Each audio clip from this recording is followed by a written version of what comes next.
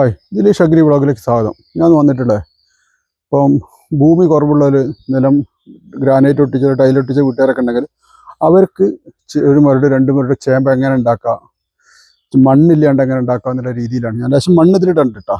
ഇത് ഫുൾ ചവലിയാണ് കണ്ടോ, ചവലിയുണ്ട്. ചില കരിയിലാന്നാണ് കേട്ടോ ഇവിടെ.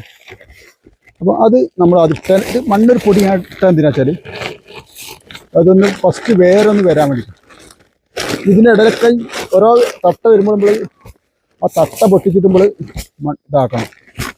ഇത് ഇങ്ങനെ വെച്ചതിന് ശേഷം ഇത് വലിയ ഒരു ചേമ്പിൻ്റെതാണ്. അത് നമ്മളൊരു 3 ഇഞ്ച് താഴത്തേക്ക് മുറിച്ച് ചാണകത്തിന് മുറിച്ച് ഇതൊക്കെ വെട്ടി വൃത്തിയാക്കിയതിന് ശേഷം നമ്മൾ ഇത്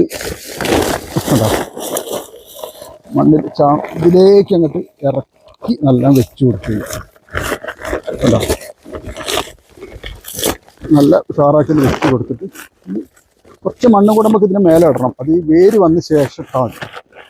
വേര് വരാനുള്ള മണ്ണേ ആക്കില്ല. ഇതിന് ശേഷം ഇത് മണ്ണിര കമ്പോസ്റ്റാണ്.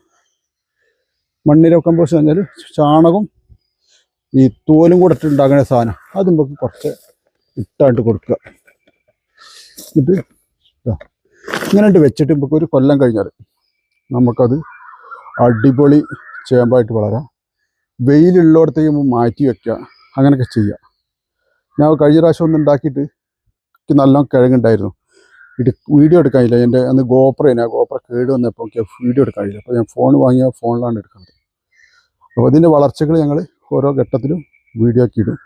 ഇതിങ്ങനെ ഇട്ടാൽ മതി. പിന്നെ നമ്മൾ എന്ത് ചെയ്യേണ്ടത് വെച്ചാൽ ചാണകമുള്ള ആൾക്കാർക്ക് അങ്ങനെ ചാണകം ഇട്ട് കൊടുക്കാം.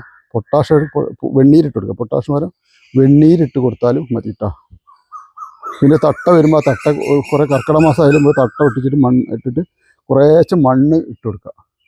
ഇതിപ്പോൾ ചവലൊക്കെ അടിയിലേക്ക് പോകും. അപ്പോൾ അതിന് ശേഷം മുകളിൽ ഇങ്ങനെ മണ്ണ് ഇട്ട് കൊടുത്താൽ നമുക്ക് നല്ല